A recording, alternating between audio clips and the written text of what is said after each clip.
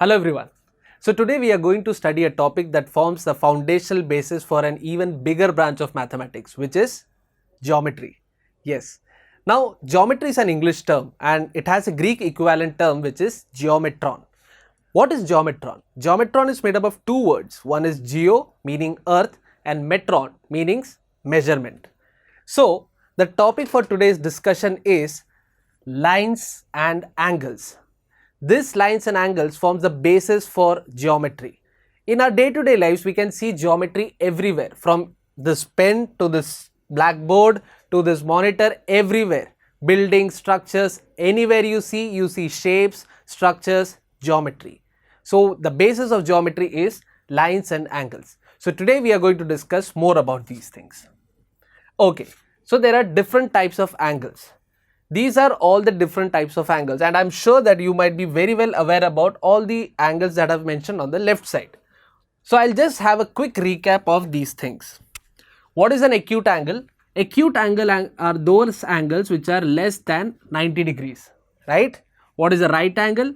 Right angles are those which are equal to 90 degree. What is an obtuse angle? Obtuse angle is greater than 90 degrees but less than 180 degree, right? What is a straight angle? A straight angle is equal to 180 degree. And what is a reflex angle? Reflex angles are greater than 180 but less than 360 degrees, right? So I hope that this part of the slide is clear to you. Now our today's topic of discussion would be understanding other different types of angles, which is adjacent, complementary, supplementary, linear and vertically opposite angles, right? So let's move to the next slide. Okay, what is an adjacent angle? An angle, if it has to be adjacent, it has to satisfy three conditions, which are share a common vertex. Now what is a vertex? A vertex of an angle is the point from where the two arms of the angle originates, right?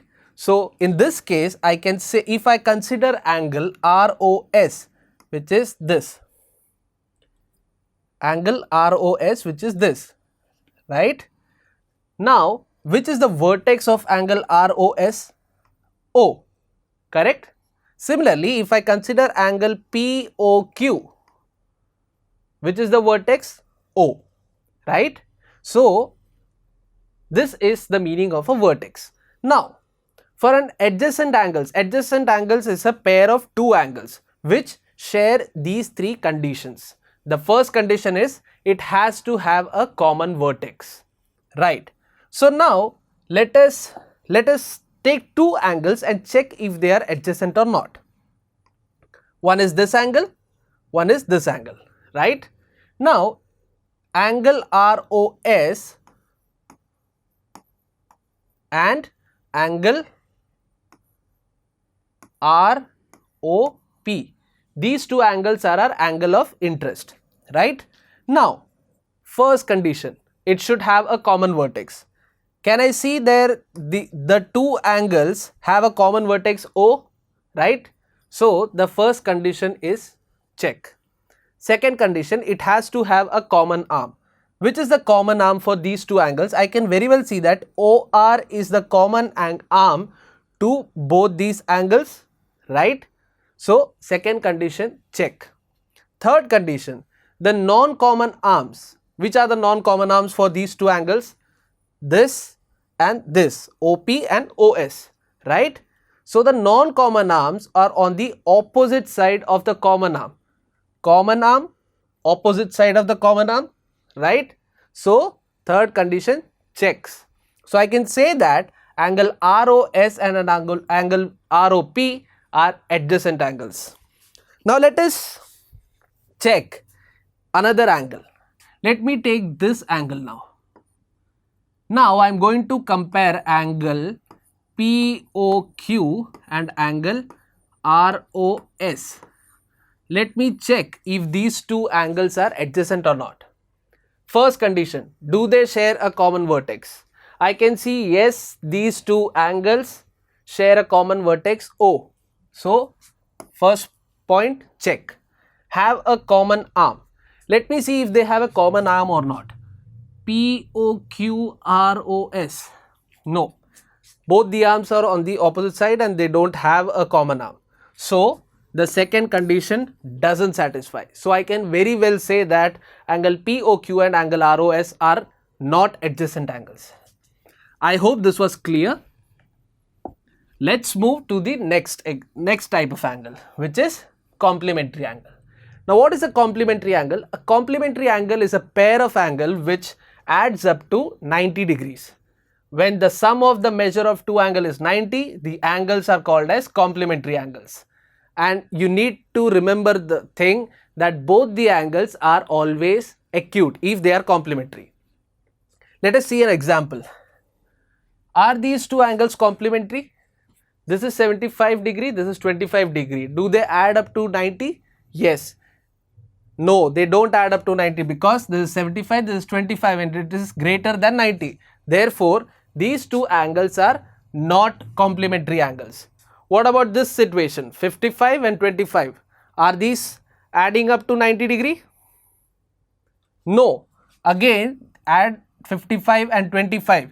The addition is 80 degrees. So, I can say that these two angles are not complementary angles. Only those angles which add up to 90 degree are complementary angles. And you need to understand one thing, that why is it that the complementary angles are always acute? Why? Now, if I take a situation, this is 30 degrees, this is 60 degree. Are these complementary angles? Yes, because 30 and 60 add up to 90. You observe that if the addition of two angles has to be equal to 90 degree, that means both the angles should always be less than 90, only then they will measure up to 90 degree if I add them, right? That's why it is said that complementary angles are always acute angles, right? I hope this was clear. Next, supplementary angles. Now, what is a supplementary angle? Now, if we have a complementary, we also have a supplementary angle. Supplementary angles are pair of angles which add up to 180 degree. Very simple. Are these two supplementary angles? Yes, because 60 and 120 add up to 180 degree. So, this is a supplementary pair of angles. What about this situation? Is 112 and 68 a pair of supplementary angle? Yes, because they add up to 180 degrees. Now, there is a point to observe that a pair of supplementary angle, one angle will always be obtuse. See this. One angle has to be obtuse. Only then and both angles cannot be obtuse. You need to understand that also. So, in a pair of angles which form supplementary, one angle is always obtuse, right? Okay. Now, just imagine, because if you take both the angles to be acute, they will never add up to 180 degrees, right? So, in order to add up to 180 degrees, one angle has to be obtuse. Okay. Now, let's move to the next type of angle. Okay. Before that, we will solve some questions. Okay. Based on the knowledge on complementary, supplementary and adjacent angles, let us solve some question. The difference in the measure of two complementary angle is 12 degrees. Find the measure of the angles. Okay. Quite straightforward question.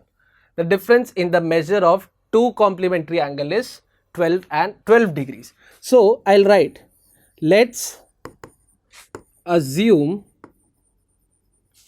the two angles are angle P and angle Q, right? So, it is given they are pair of complementary. So, I can very well write angle P plus angle Q is 90 degrees, right? This is my equation 1. The difference between the two is 12 degrees. So, I can write angle P minus angle Q, considering angle P is greater than angle Q.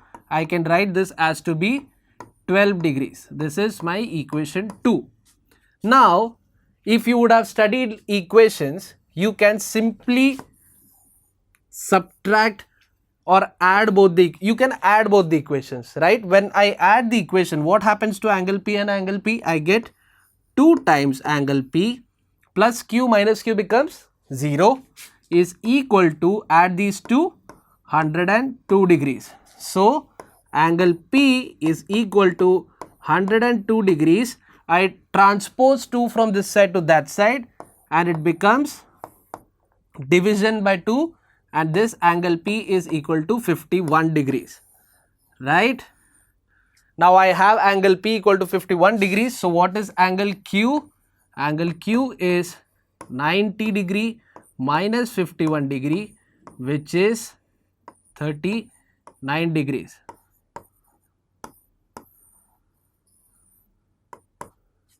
Right? So I hope you are clear with this example. So let's move to the next question. Okay. What is the next question? Among two supplementary angles, the measure of the larger angle is 44 degrees more than the measure of the smaller angle. Find the measure of the angles. Again, this is a very straightforward question that we can solve. Okay, what is given? First of all, let us assume both the angles, let us assume them to be, let's assume both the angles to be angle P and angle Q. Now it is given, it is a pair of supplementary angles. So I can very well write angle P plus angle Q is equal to 180 degrees because it is a supplementary angle. Now the measure of the larger angle is 44 degrees more than the measure of the smaller angle.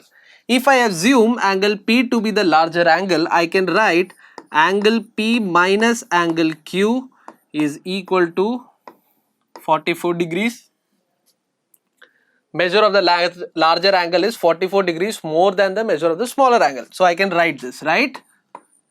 Now, solving these two equations, if I add both the equation again, what will happen? Angle P plus angle P is 2 times angle P plus Q minus Q becomes 0 is equal to 4, 12, 2, 224 degrees, right? So angle P will be equal to 224. This 2 gets transposed on the other side to become division. So divide by 2 equal to 112 degrees. Right? Now if angle P is 112 degree, what will be angle Q? Angle Q will be 180 minus 112 degrees, that is 68 degrees. Right? Just add these two, you can find it is 180. So I can say that angle P is 112 and angle Q is 68. Right? So I hope this was easy. Let's move to the next question, and this is a very good question. I'd like to tell you that it's a very tricky question. So let us solve this and try to understand it. An angle is greater than 45. Okay. It is complementary angle. Is its complementary angle greater than 45, equal to 45, or less than 45? Okay. Now let us assume two angles, angle P and angle Q.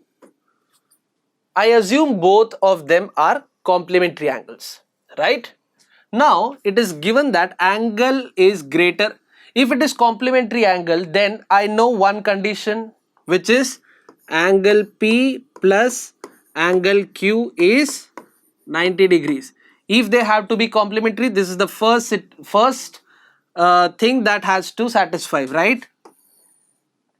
Second, it is given that an angle is greater than 45. So if I assume angle P to be that angle, so I can write angle P is greater than 45 degrees, right? Now if I am adding angle Q on both the sides, see, remember Q and P are numerical values, they are constants. So in an equation you might have learned that if you add a constant on one side, you need to add the same constant on the other side, right? So adding angle Q on both sides, I'll get angle P plus angle Q is greater than 45 plus angle Q. Mind that this condition would not change if you add the same constant on both the sides, right? Now, we know that angle P plus angle Q is 90 degrees, right? So I can write 90 degrees greater than 45 plus angle Q, right? Now if I transpose 45 from this side to this side, what will it become? Plus becomes minus when I transpose it. So 90 minus 45 degree is greater than angle Q. This is 45 is greater than angle Q. So this means I can just reverse it and write it in a more simplified way, that angle Q is less than 45 degrees. I hope this was clear, right? Let's move to the next thing. Okay, there's another type of angle, linear pairs. Now, what do you mean by the term linear? Linear means straight line, or a pair of linear angle is a pair of adjacent angles whose non-common sides are on the opposite side, right? Also note carefully that a pair of supplementary angles form a linear pair when placed adjacent to each other. Let us discuss this thing deeper. Okay, linear pair. The first condition in a linear pair is given that a pair of angles would be linear if it is adjacent angles, right? So let us take that vegetable chopping board as the example, right? So there's no space, so I'll make it here.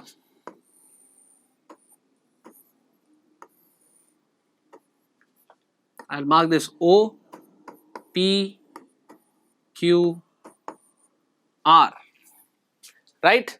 Now if I want to check that if these two angles, which are the angle of interest, this and this, are these two angles a pair of are linear pairs? How do I check it? The first condition, it has to be adjacent. Now you have already learned what is an adjacent angle. There are three conditions for an angle to be adjacent. Three conditions that have to satisfy is they have to have a common vertex, check, common arm, check, and the non-common arm on the opposite side of the common arm, check. So I can say angle QOR is adjacent to angle QOP, right? So our first condition is satisfied. Now a linear pair is a pair of adjacent angles whose non-common sides are opposite rays. This is a very important thing that you need to understand. The non-common arm, these are the non-common arms, and they have to be opposite rays. Opposite rays means going exactly opposite to each other, right? So if they are exactly opposite to each other, if two rays are exactly opposite to each other, then the angle formed here would be 180 degrees. Why? Because it is a straight line, right? Two rays are opposite. If this is going here and this ray is going here, let me just make this on this side. Okay, if there is one ray which is going here and there is one ray which is going here, if both are exactly opposite to each other, the angle formed here would be 180 degrees, right? So what does it say? Also note carefully that a pair of supplementary angles form a linear pair only when they are placed adjacent to each other, right? So if I have two angles, so let us check if this is a linear pair or not. First condition is a linear pair is a pair of adjacent angles. It has to be an adjacent angle. Are these two angles adjacent?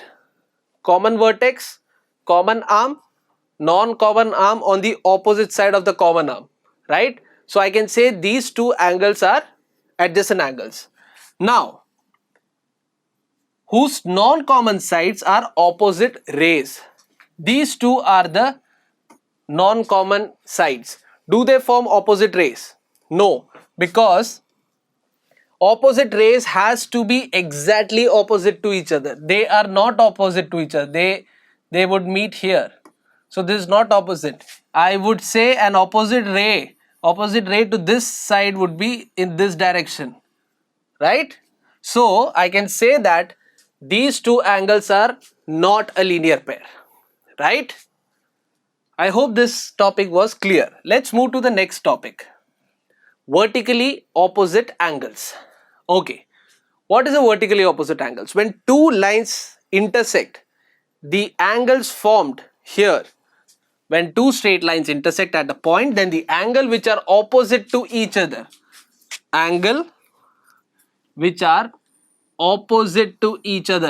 form vertically opposite angles.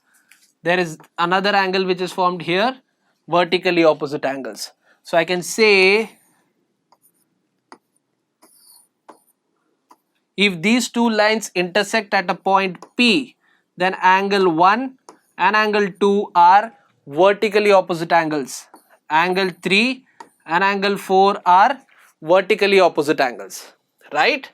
Now, we can very easily prove that 1 and 2, angle 1 and 2 and angle 3 and 4 are equal to each other. And how do we do that? We do that in the next slide. Okay, this is the problem. Line L intersects line M at point O. Point O is this point. Okay, and we need to prove that angle 1 is equal to angle 3 and angle 2 is equal to angle, this is 4, right?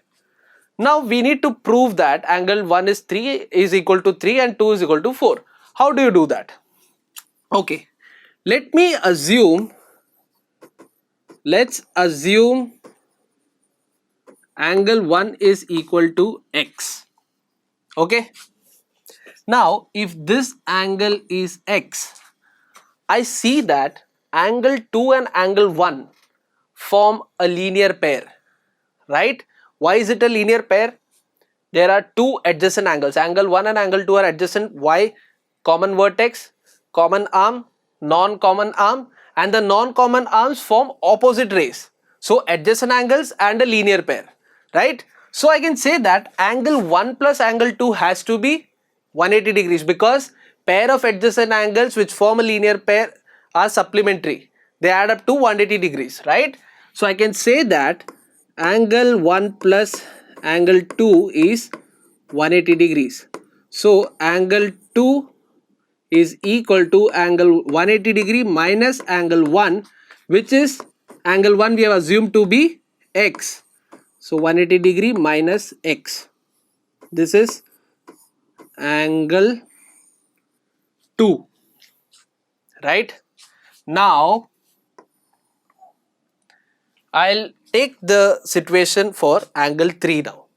Now if you watch carefully again, angle 2 and angle 3 again form a linear pair on the line L, right? Linear pair how?